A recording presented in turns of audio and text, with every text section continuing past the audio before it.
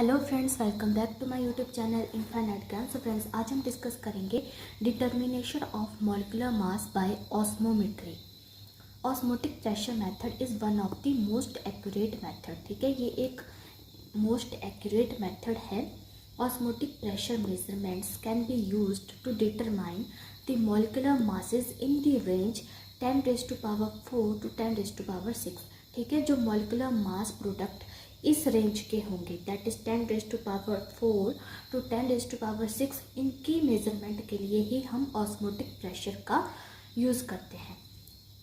तो यहाँ पे मैंने सिस्टेमेटिक रिप्रेजेंटेशन आपको बताई है ऑस्मोमीटर की, जहाँ पे ये जो डॉटेड लाइन है represents the semi permeable membrane which allows only solvent to pass but the polymer can not pass through. ठीक है, ये सिर्फ किसे अलाउ कर रही है, सिर्फ सॉल्वेंट को अलाउ करेगी इसके थ्रू पास करने में, लेकिन इससे ये जो पॉलीमर सॉल्यूशन है वो पास नहीं हो पाएगा। सिर्फ सॉल्वेंट, प्योर सॉल्वेंट यहाँ से पास होगा। लेकिन if both sides of the apparatus contain pure solvent, अगर दोनों साइड जो अपरेटस है वो क्या कंटेन कर ले, प्योर सॉल्वेंट को कंटेन कर ले। ठीक है, यहाँ पे आप सॉल्यूशन को भूल जाइए। यहाँ पे आप इमेजिन कीजिए कि अगर हम दोनों साइड में प्योर सॉल्वेंट को ले लेते हैं तो उनका जो लिक्विड लेवल रहेगा वो भी सेम रहेगा और ये दोनों क्या रहेंगे, इक्विलिब्रियम में रहेंगे। Levels at equilibrium are at same height, then the external pressure on both pistons would be P0। तो उस समय जो एक्सटर्नल प्रेशर रहेगा दोनों पिस्टन्स में वो कितना रहेगा, P0 रहेगा। जैसे कि आप यहाँ पे देख रहे हैं P0 रहेगा। ओके, तो लेफ्ट हैंड साइड में जो सॉल्वेंट है वो इक्वल है राइट हैंड साइड के, इज इक्वल टू μ0S का जो एक्सटर्नल प्रेशर है वो भी कितना है, सेम है। तो इन दोनों का जो केमिकल पोटेंशियल रहेगा वो भी क्या रहेगा, सेम रहेगा। तो केमिकल पोटेंशियल हमारे पास एक तरह से डिसइक्विलिब्रियम को बताता है। ठीक है, एक तरफ से वो डिसइक्विलिब्रियम को शो करता है और जैसे जैसे हमारा ऑस्मोटिक प्रेशर बढ़ता है, जैसे जैसे हमारा प्रेशर बढ़ेगा केमिकल पोटेंशियल भी क्या रहेगा, बढ़ता जाएगा। फैन, लेकिन जब हम पॉलीमर को ऐड कर देते हैं लेफ्ट साइड में, the chemical potential of the pure solvent is higher than that of the solvent in polymer solution. तो उस वक्त क्या हो जाएगा, प्योर सॉल्वेंट का केमिकल पोटेंशियल हाई हो जाएगा in comparison to the polymer solution, क्योंकि अब उसमें हमने क्या ऐड कर दिया है, पॉलीमर को ऐड कर दिया है। अब वो प्योर सॉल्वेंट नहीं रहा है, अब वो पॉलीमर सॉल्यूशन बन चुका है, that is our polymer solution. तो इसका जो केमिकल पोटेंशियल है वो बहुत कम होगा in comparison to the pure solvent. Thus, the solvent moves from the pure solvent side to the side of the polymer solution side। अब ये जो सॉल्वेंट है, मैंने कहा कि केमिकल पोटेंशियल एक तरह से डिसइक्विलिब्रियम को भी शो करेगा। तो ये क्या कर देगा, अब ये सॉल्वेंट मूव करना शुरू कर देगा प्योर सॉल्वेंट साइड से to the polymer solution side. अब ये यहाँ से मूव करेगा, प्योर सॉल्वेंट है हमारा यहाँ पे, पॉलीमर सॉल्यूशन साइड की तरफ को ये सॉल्वेंट आना शुरू कर देगा, क्योंकि semi permeable membrane pure solvent को ही अलाउ करती है इसके थ्रू पास करने में। ठीक है, the flow of the solvent to the polymer solution side can be prevented by increasing the external pressure on the solution side. अब हमें क्या करना है, हमें इस फ्लो को, ये जो प्योर सॉल्वेंट हमारा पॉलीमर सॉल्यूशन की साइड को जा रहा है, इसके फ्लो को हमें रोकना है।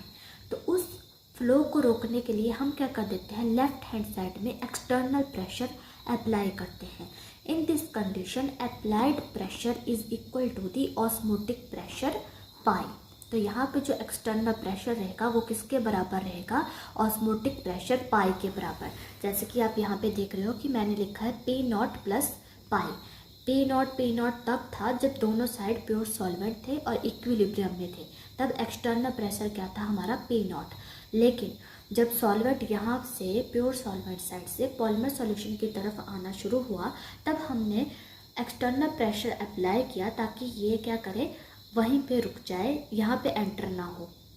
ठीक है, अदरवाइज ये क्या कर देगा, डाइल्यूशन कर देगा। However osmotic pressure of the solution is a function of molecular mass and concentration. तो एक तरह से osmotic pressure of the solution वो किस चीज़ का फंक्शन है, मॉलिक्यूलर मास और कंसंट्रेशन का। मतलब कि एक तरह से पॉलीमर का जो मॉलिक्यूलर मास है, हमें यहाँ पे नंबर एवरेज मॉलिक्यूलर मास निकालना है। तो एक तरह से ये फंक्शन किस चीज़ के लिए फंक्शन शो कर रहा है, एक तरफ से मॉलिक्यूलर मास के लिए और एक तरफ से कंसंट्रेशन के लिए। कंसंट्रेशन किसकी, सॉल्यूट की या पॉलीमर की, ठीक है। उसकी कंसंट्रेशन भी यहाँ पे क्या हो रही है, चेंज हो रही है जैसे जैसे सॉल्वेंट एडअप हो रहा है पॉलीमर सॉल्यूशन में, क्योंकि वहाँ पे क्या होती जा रही है, डाइल्यूशन होती जा रही है। Hence equation 1 used in the evaluation of number average molecular mass।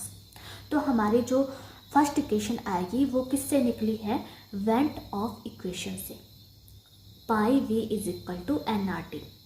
तो ये एक तरह से आइडियल गैस इक्वेशन से मिलती जुलती है, जहाँ पे पाई की जगह पे रहेगा। तो पे क्या होता है वहाँ पे प्रेशर रहता है हमारे पास, जो कि क्या बताता है, pressure of n moles of ideal gas in volume v। लेकिन पाई हमारे पास क्या है, ऑस्मोटिक प्रेशर डिस्क्राइब्स, ये यहाँ पे डिस्क्राइब कर रहा है, ऑस्मोटिक प्रेशर जो है डिस्क्राइब कर रहा है हमारे पास number of moles of solute in the volume, कि टोटल वॉल्यूम में कितने नंबर ऑफ सॉल्यूट पार्टिकल्स हैं, ठीक है। ये है हमारा ऑस्मोटिक प्रेशर। तो हम किस तरह से बताएंगे, पाई बाय सी। पाई हमारे पास क्या हो जाता है, ऑस्मोटिक प्रेशर, सी क्या हो जाएगी, कंसंट्रेशन ऑफ सॉल्यूट या फिर आप पॉलीमर बोलो, RT, ठीक है। हम आर हमारे पास क्या है, गैस कांस्टेंट है, T टेम्परेचर है, 1/mn नंबर टोटल जो हमारा एवरेज मोलिकुलर वेट होगा वो, plus A2C plus A3C square. ये हमारी फर्स्ट इक्वेशन है। हम आगे देखेंगे कि यहाँ पे A2C और A3C स्क्वायर क्या कर रहे हैं। तो अभी हमने देखा कि C क्या है हमारे पास, concentration of polymer in gram per unit volume of the solution, R is the universal gas constant, T is the absolute temperature, A2 and A3 are the variable coefficients having units millilitre mole per gram square, ठीक है। तो यहाँ पे क्या है, A2 और A3 हमारे पास वेरियल coefficient है। वेरियल कोफिशिएंट एक ऐसी टर्म है हमारे पास, वेरियल कोफिशिएंट्स की वैल्यू को अगर हम जोड़ें, इनको प्लस करें, तो हमारे पास टोटल जो मास होगा वो निकल कर आ जाएगा, ठीक है। टोटल मास हमारा निकल करके आ जाएगा सॉल्यूट का टोटल वॉल्यूम में, ठीक है। क्योंकि यहाँ पे अब सॉल्वेंट की कंसंट्रेशन, यहाँ पे जो सॉल्वेंट है उसकी मात्रा ज़्यादा हो गई है इन कंपैरिजन टू सॉल्यूट, और हमें क्या निकालना है, नंबर एवरेज मोलिकुलर वेट निकालना है। तो हमारे पास डिफरेंट डिफरेंट चेन्स है, कुछ चेन्स बड़ी हैं कुछ छोटी हैं, तो सभी का अलग अलग निकलेगा। फिर उन सभी को हम क्या करेंगे, प्लस करेंगे, और हमारे पास क्या निकल जाएगा, एक टोटल हमारे पास क्या निकल जाएगा, एवरेज मॉलिक्यूलर मास हमारे पास निकल जाएगा, नंबर एवरेज मॉलिक्यूलर मास, ठीक है। तो यहाँ पे हमारे पास क्या है, एक हमने ग्राफ को प्लॉट किया है, a plot of pi by C against C gives the straight line. तो यहाँ पे हमारे पास क्या मिल रही है, हमें स्ट्रेट लाइन मिल रही है। तो pi by C that is osmotic pressure with by concentration, क्योंकि क्या हो रहा है, ऑस्मोटिक प्रेशर को हम अप्लाई कर रहे हैं, ठीक है। और यहाँ पे कंसंट्रेशन हमारी किस तरह की रह रही है, सॉल्यूट की कंसंट्रेशन चेंज हो जाएगी क्योंकि वहाँ पे डाइल्यूशन हो रही है। और यहाँ पे variation of reduce osmotic pressure with concentration, यहाँ पे किस तरह से जो सॉल्यूट की कंसंट्रेशन है वो डिफरेंट पॉइंट पे हमें देखने को मिलेगी। उस डिफरेंट पॉइंट पर हमारे पास क्या वैल्यू रहती है, टोटल जो हमारा मॉलिक्यूलर मास है वो हम यहाँ पे डिफरेंट पॉइंट पर लेंगे। फिर उन सभी को ऐड अप करके हमारे पास टोटल जो हमारा नंबर एवरेज मॉलिक्यूलर मास है वो निकल करके आ जाएगा। अब यहाँ पे जब इंटरसेप्ट होगा, दैट इज़ एक्स और वाई एक्सिस जो है हमारी, जब वाई एक्सिस पे इंटरसेप्ट होगा तो उस पॉइंट पर जहाँ पे इंटरसेप्ट हुआ है उस पॉइंट पर हमें फर्स्ट वेरियल कोफिशिएंट हमें अपना मिल जाएगा, that is A1 is equal to RT by MN बे, ठीक है, MN बार। तो ये हमें क्या मिल गया, यहाँ पे फर्स्ट हमारा वेरियल कोफिशिएंट मिल गया, ठीक है।